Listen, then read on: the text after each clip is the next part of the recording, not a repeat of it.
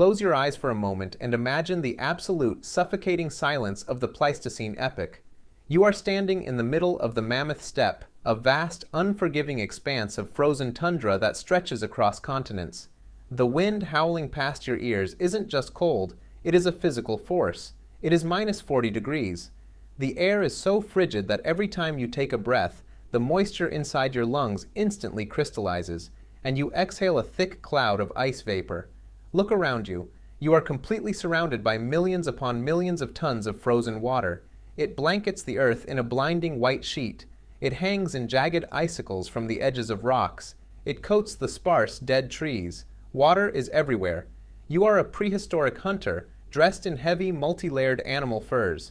You have been tracking a herd of reindeer for 3 exhausting days. Your muscles are screaming with lactic acid. Your lips are cracked and bleeding.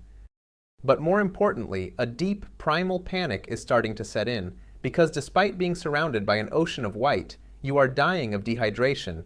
Your throat feels like it is lined with crushed glass.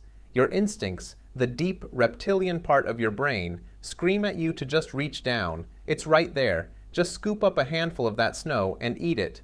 It's water, right? But if you reach down, if you put that handful of snow into your mouth and swallow it, you have just signed your own death warrant. You will be dead before the sun goes down. Welcome to the thirst paradox of the Ice Age. It is the ultimate survival trap, a cruel joke of nature where you are surrounded by an endless supply of frozen water, yet you can die of cellular dehydration in a matter of days. Today, we are going to completely tear apart the Hollywood myth of winter survival. We are going to look at the brutal, terrifying, microscopic reality of how ancient humans managed to get a single drop of liquid water without freezing themselves from the inside out. To truly understand why snow is an apex predator, far deadlier than any saber-toothed cat or dire wolf, we have to look inside the machinery of the human body. Your body is a biological furnace. To keep you alive in an environment that is constantly trying to kill you, that furnace has to burn constantly, keeping your vital organs, your heart, your lungs, your liver, your brain, at exactly 37 degrees Celsius, or 98.6 degrees Fahrenheit. In the depths of the Ice Age, maintaining this core temperature wasn't just a priority, it was the only game that mattered. Every single calorie of animal fat and raw meat you managed to consume was immediately thrown into this biological fire to keep the lights on.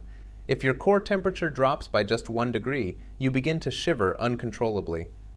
If it drops by 2 degrees, severe hypothermia begins, your motor skills fail, and you cannot walk straight. If it drops by 4 degrees, your enzymes stop functioning, your organs shut down, and your heart goes into cardiac arrest. So, let us look at the physics of what actually happens when you eat snow. Snow is not just cold water. Snow is frozen crystallized air and ice. It sits at whatever the ambient temperature of the environment is. If the blizzard around you is minus 40 degrees, that handful of snow you just picked up is also minus 40 degrees. Water has an incredibly high specific heat capacity. This is an unbreakable law of thermodynamics. It means that water requires a massive, almost incomprehensible amount of thermal energy to change its temperature and state. To turn sub-zero ice into liquid water, your body has to generate the heat. You are forcing your own internal furnace to do the work of a campfire. When you swallow that snow to quench your agonizing thirst, you have just introduced a block of sub-zero refrigerant directly into the center of your body, right against your stomach lining, centimeters away from your heart and liver. Your body goes into an immediate state of physiological panic. The vagus nerve fires a warning signal. The blood vessels in your extremities violently constrict, a process called vasoconstriction, sacrificing your fingers and toes to frostbite in a desperate attempt to pull all available warm blood back to your core to melt the ice in your stomach. You aren't hydrating yourself. You are freezing yourself from the inside out. By trying to get a few milliliters of water, you have drained thousands of precious, irreplaceable calories of body heat. The shivering will start, then the confusion. You will feel an overwhelming urge to simply sit down in the snowbank and rest your eyes for a moment, and you will not wake up. But the horror of the thirst paradox goes far deeper than just the cold. Why were these ancient humans so incredibly thirsty in the first place? It is winter. The sun is weak. They aren't sweating profusely in a sweltering desert. Why is dehydration such a massive threat in the Ice Age? The answer lies in the very food that kept them alive. The Ice Age diet is the hidden culprit. In the absolute depths of a Pleistocene winter, there is no foraging, there are no sweet berries, there are no juicy fruits, there are no watery roots or lush green leaves. The human diet consisted almost entirely, 100%, of meat and animal fat. But here is a terrifying biological fact. Breaking down massive amounts of dense animal protein requires water, an immense amount of water. When you digest lean meat, your body breaks down the proteins into amino acids. A byproduct of this metabolic process is nitrogen, which your liver rapidly converts into a highly toxic substance called ammonia, and then into urea. Your kidneys act as the filtration system to flush this toxic urea out of your bloodstream. But your kidneys absolutely require liquid water to function. They need water to create urine. If you are eating a diet consisting of pure, lean meat, perhaps from a starved reindeer or a frozen rabbit, and you do not have copious amounts of liquid water to drink, your kidneys fail to flush the urea. The toxins begin to build up in your bloodstream. Your blood literally becomes toxic to your own brain. This condition is medically known as protein poisoning, or more commonly among Arctic explorers, rabbit starvation. It is a horrific, agonizing paradox. You can have a mountain of meat in front of you. You can have a full, bulging stomach. You can eat 10 pounds of meat a day, and yet you will slowly die of cellular dehydration and toxicity because you do not have the liquid water required to process the food. Historical accounts from 19th century explorers who got stranded in the Arctic describe the horrors of rabbit starvation. They wrote about an insatiable, maddening hunger that no amount of lean meat could satisfy. They experienced severe diarrhea, blinding headaches, chronic fatigue, and a desperate, animalistic craving for fat and water. Eventually, the heart gives out. Water, therefore, wasn't just for quenching a dry throat. Water was the biological key that unlocked the calories in their food. Without liquid water, the meat they hunted was practically useless and often deadly. So, you are in the freezing tundra. You are dying of thirst, and if you don't drink water, the meat you ate yesterday will poison you. The equation seems simple, right? You have a campfire. You have snow. Just melt the snow over the fire. Problem solved. Mankind survives. But pause and think about it for a second. Put yourself in their primitive fur boots. Look at your tools. Look at your camp. Melted in what? There is no metal. There are no steel pots, no cast iron skillets, no aluminum thermoses. There is no pottery. The invention of fired ceramic pots is still tens of thousands of years in the future. The only materials you have at your disposal, the only things in your entire world, are made of wood, woven bark, bone, stone, or the leather hides and internal organs of the animals you've managed to kill. Try to melt snow in a wooden bowl over a roaring fire. The wood will catch flame, char, and burn to ash. Try to suspend a raw leather pouch filled with snow directly over the flames. The extreme direct heat of the campfire will instantly scorch the leather. The fibers will violently shrink, curl, and burst. The bottom of the bag will fall out, dumping your precious snow directly into your fire, and in the Ice Age, losing your fire is a death sentence. If your fire goes out and your wood is wet or frozen, you will freeze to death before morning. You cannot risk putting water directly over your only source of life-saving heat. Our ancestors were trapped in a technological dead end. They had the fire, they had the frozen water, but they had absolutely no bridge between the two. How do you boil water if your pot is highly flammable? Humanity did not survive the Ice Age by being the strongest animal. We did not survive by having thick fur or sharp claws or venom. We survived because we are the ultimate biological problem solvers. We survived through engineering, and the solution to the thirst paradox is a stroke of absolute, breathtaking prehistoric genius. It is a technique known as stone boiling, and it fundamentally changed the course of human evolution.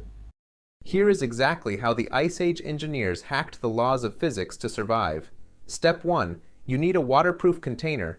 The hunter takes the massive elastic stomach or the bladder of a large hunted animal, like a bison, a mammoth, or a large reindeer. They clean it out completely, tying off the ends with animal sinew to create a watertight, flexible bag. Step 2. Using thick branches, they construct a sturdy wooden tripod. They suspend this biological leather bag from the tripod, letting it hang freely in the freezing air, safely away from the roaring campfire. Step 3. They pack the suspended stomach completely full of hard, frozen snow and chunks of ice. This is your pot. But remember the rule: the pot can never touch the fire. Instead of putting the pot on the fire, these ancient engineers put the fire in the pot. The hunter searches the frozen riverbeds for specific smooth, rounded stones. This requires immense geological knowledge. You cannot just use any rock. If you put sandstone, limestone, or flint into a roaring fire, any trapped moisture inside the rock will expand, causing the stone to violently explode like a hand grenade, sending razor-sharp shrapnel into the eyes and faces of everyone sitting around the fire. They had to select dense igneous rocks like basalt or granite that could withstand extreme thermal shock. They placed these heavy, smooth stones directly into the glowing red heart of the campfire coals. They let them bake there for hours. The stones absorb the raw thermal energy of the fire until they are literally glowing red hot, radiating intense heat. Now comes the dangerous part. Using two thick, green, unseasoned sticks carved to act like giant wooden tongs, the hunter carefully reaches into the fire. He grips a glowing red-hot stone, lifts it from the ashes, and swiftly carries it over to the suspended animal stomach. He drops the glowing rock directly into the snow. The reaction is violent and instantaneous.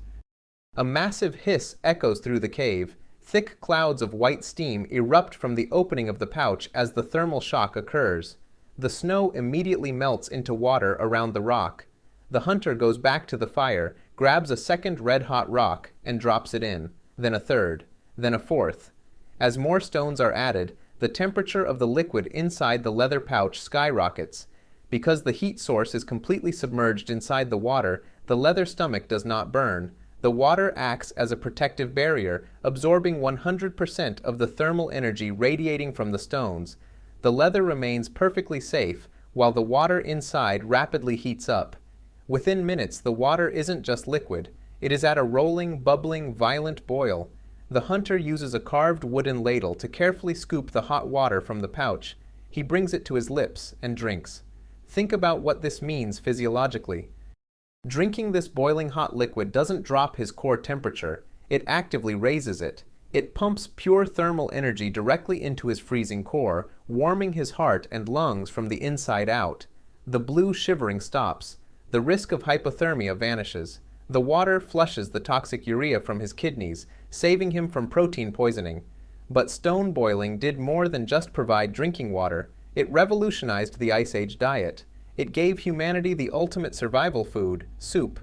By having boiling water, they could take the hardest, most indigestible parts of an animal, the hooves, the joints, the heavy femurs, smash them with heavy rocks, and drop them into the boiling stomach. The sustained heat would melt the rich, calorie-dense bone marrow and bone grease out of the skeletal fragments. This grease would float to the top of the water like liquid gold. In a frozen wasteland where every single calorie mattered, stone boiling allowed our ancestors to extract 100% of the nutritional value from a carcass. Nothing was wasted. That warm, fatty bone broth was the difference between life and death during a month-long blizzard. It fortified their immune systems. It gave them the energy to hunt another day. But this prehistoric genius came at a massive, grueling cost. Think about the sheer logistical nightmare of making this work every single day. To melt enough snow to hydrate a tribe of 20 people, you need a constant, endless supply of dry firewood, which has to be chopped and dragged through deep snow. You need to constantly forage for the correct types of non-exploding stones. You need to keep animal bladders perfectly intact during the butchering process. Survival in the Pleistocene wasn't about epic cinematic battles with giant woolly mammoths, or fighting off packs of saber-tooth cats with spears. It was a brutal, daily, exhausting chore of thermodynamics, gathering heavy wood, tending embers that must never go out, heating stones, hauling snow, avoiding frostbite, battling toxic proteins. All of this just to get a warm drink of water. The Ice Age pushed our ancestors to the absolute biological and intellectual limits of what a species can endure. They couldn't fight the crushing cold with brute strength. They had no natural fur coats thick enough to withstand -40 degrees. They had to outsmart the cold. They used their massive brains to turn their greatest enemy, the freezing, omnipresent snow, into the very thing that kept them alive.